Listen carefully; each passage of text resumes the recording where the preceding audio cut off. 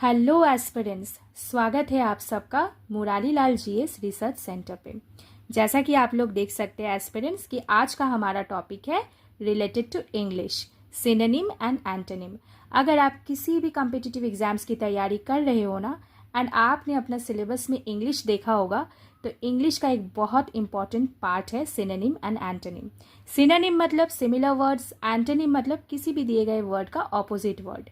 तो चलिए आज खूब सारे सिनोनिम एंड एंटोनिम्स के वर्ड्स को सीख लेते हैं, दिए गए वर्ड के मतलब को समझ लेते हैं, क्योंकि सिनोनिम एंड एंटोनिम एक ऐसा पार्ट है इंग्लिश का जो आपके सिर्फ स्पीकिंग लैंग्वेज में इंपॉर्टेंट है ऐसा नहीं है। When you are writing something it is going to help you a lot. तो बिना रटे हुए कैसे सिनोनिम एंड एंटोनिम को याद रख सकते हैं वो भी देख लेते हैं। छोटा सा वीडियो होगा, बिल्कुल भी टाइम कंज्यूमिंग नहीं होगा, because we believe in not wasting your time. Okay, so let's begin the class now. Practice synonym and antonyms with examples. तो देखिए सबसे पहला वर्ड हमारा क्या है, थ्राइव, THRIVE। थ्राइव का मतलब क्या है ना, जैसे आप अपने जीवन में ग्रोथ ला रहे हो, ठीक है ना, खुद को डेवलप कर रहे हो, तो इसे हम लोग थ्राइव करना बोलते हैं। इस प्रोसेस को हम लोग थ्राइव करना बोलते हैं, ठीक है। तो थ्राइव तो ये दिया गया एक वर्ड है, ठीक है। अब इस वर्ड का सिनोनिम मतलब सिमिलर वर्ड क्या क्या बन सकता है, तो चलिए इसे पढ़ते हैं, समझते हैं।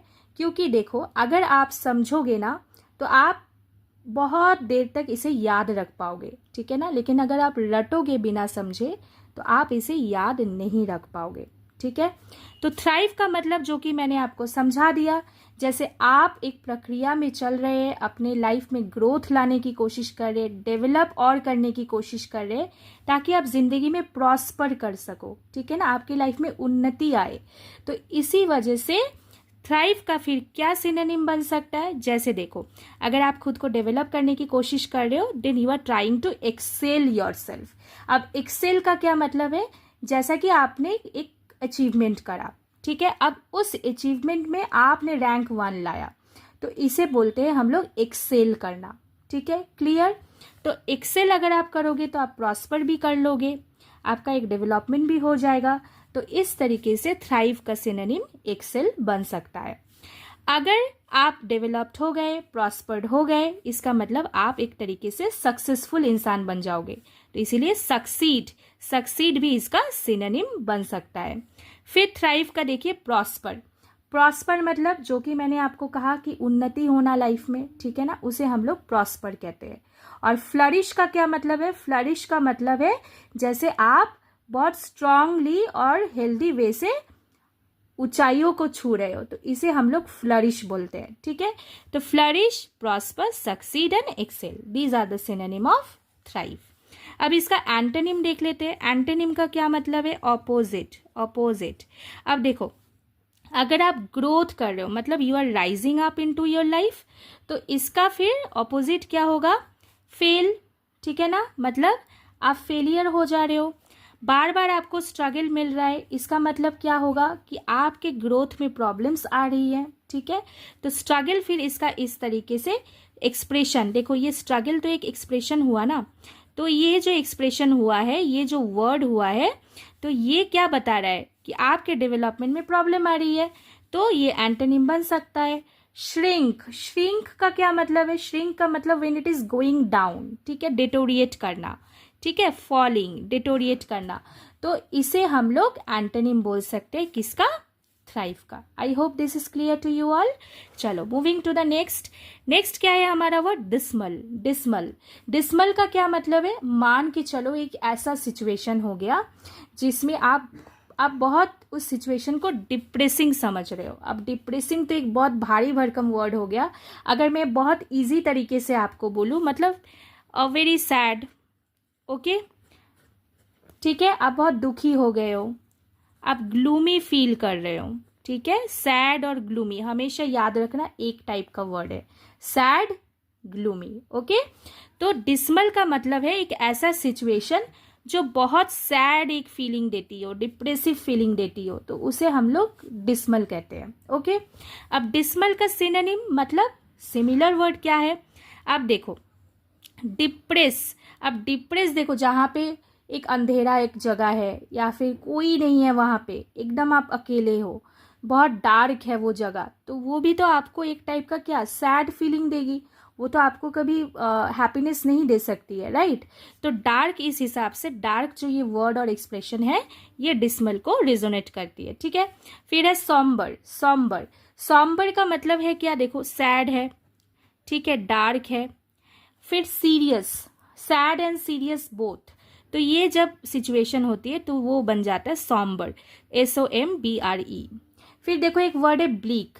ब्लीक मतलब क्या? नॉट सो होपफुल, ठीक है। मतलब आप एक ऐसी सिचुएशन पे पहुंच गए हैं जब आप होप रखते रखते ऐसे सिचुएशन में पहुंच गए कि आपके पास अब होप बची ही नहीं है, तो इस सिचुएशन को हम लोग ब्लीक कहते हैं, ठीक है।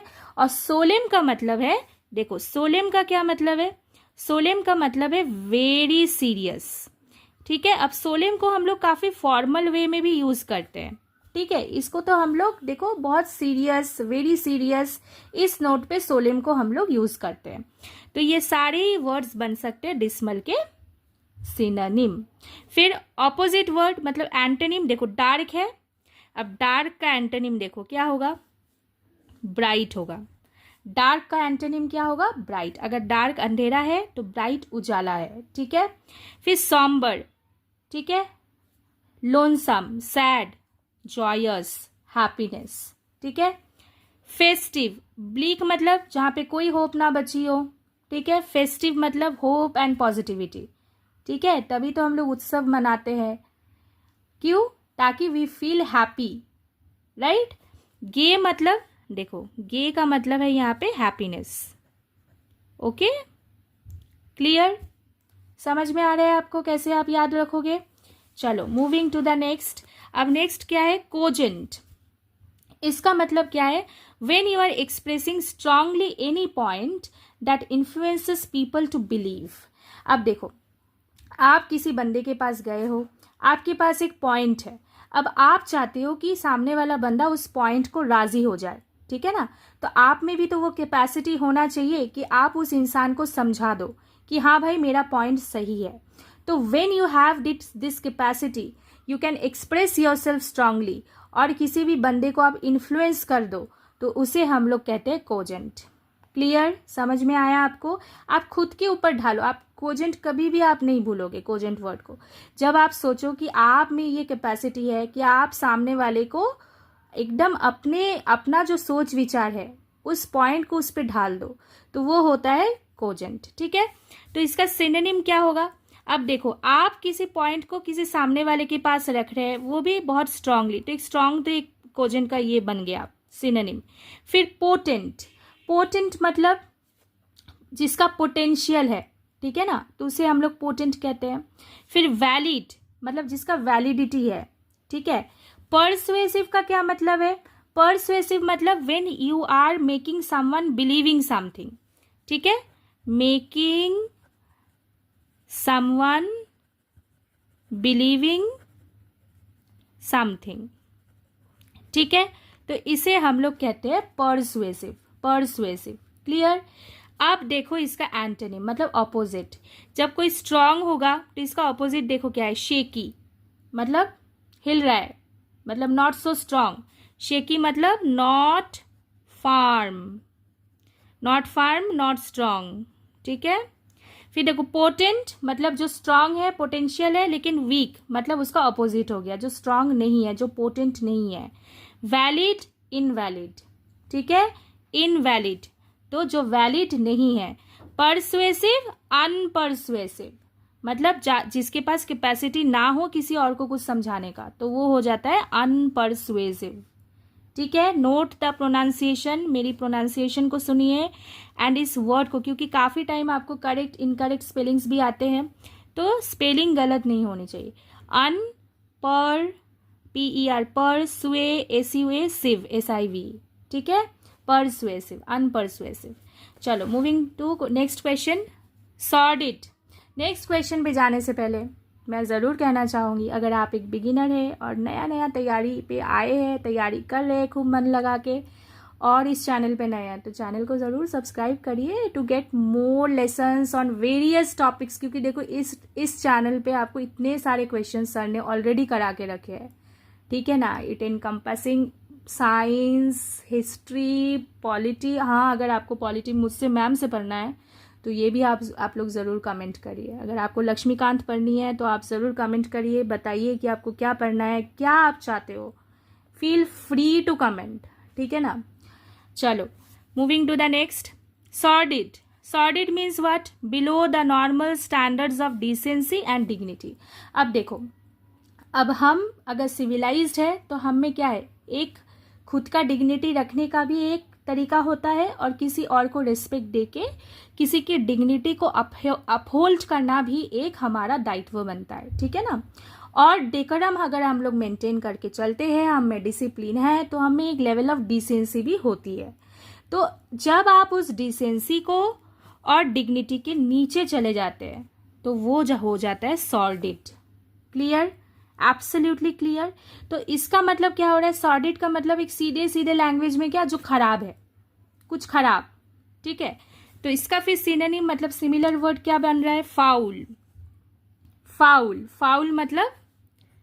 फाउल मतलब अनप्लीजेंट, ओके।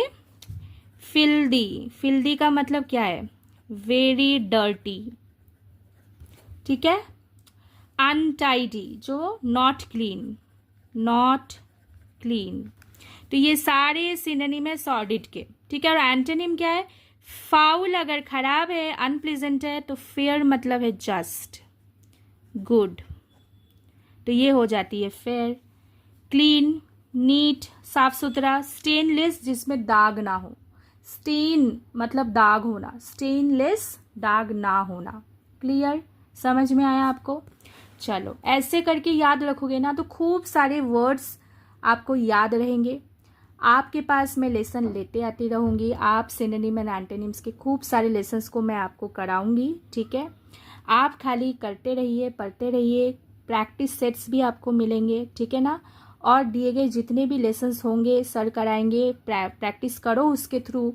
साइंस पढ़ो, मैथ्स पढ़ो, कितने सारे लेसन्स दिए हुए हैं उसको कवर करो, ठीक है ना।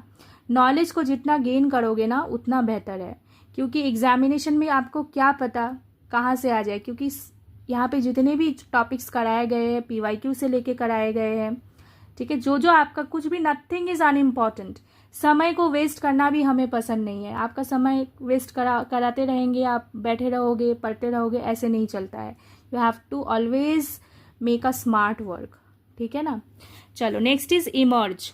इमर्ज का क्या मतलब है? इमर्ज का मतलब उत्पत्ति होना, मतलब अचानक से कुछ, मतलब आप जान लेते हो, तो वो कुछ मैटर जान लेते हो तो इमर्ज हो गया वो, ठीक है ना। Anything that is known to you, suddenly भी हो सकता है, तो उसे हम लोग इमर्ज कहते हैं। अराइज, ठीक है। अपीयर, जो आपके सामने दिख रहा है। ऑकर मतलब बना है वो आपके सामने, मतलब इट हैज़ हैपेंड, ठीक है।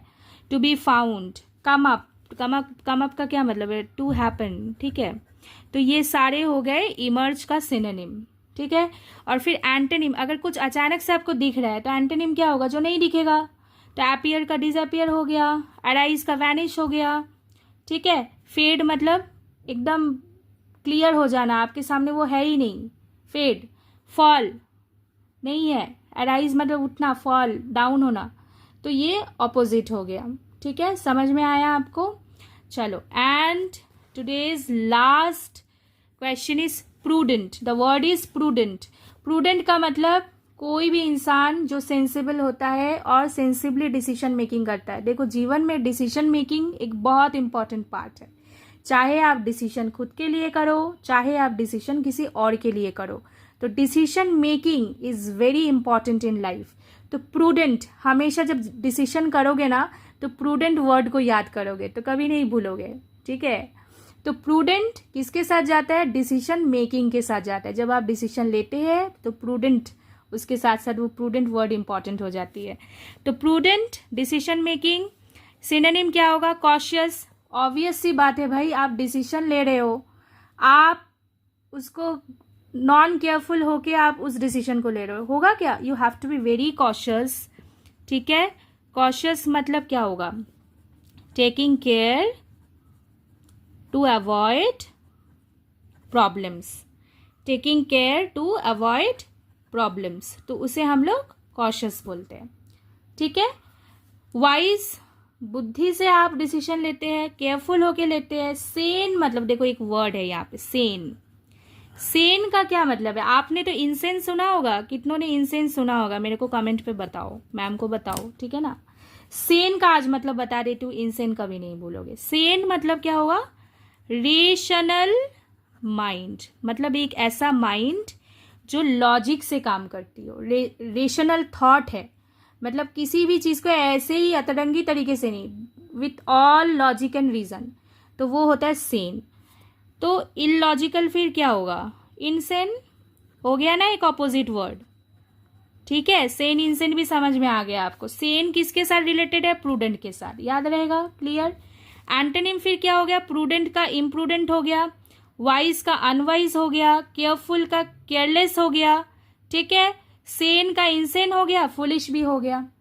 तो विथ ऑल दीज वर्ड्स, कितने वर्ड्स मैंने आपको कराए, आप गिन के मेरे को कमेंट पे बताओ। चलो बताओ, जल्दी जल्दी बताओ। एक वर्ड जो है ये दिया हुआ, इससे और कितने वर्ड्स आपने सीखे मेरे को आज बताओ, ठीक है? तो चलो, to get more practice sets like this on synonym and antonym, do comment us below in the comment box. Stay fit, stay positive, stay fine. Take care. Thank you.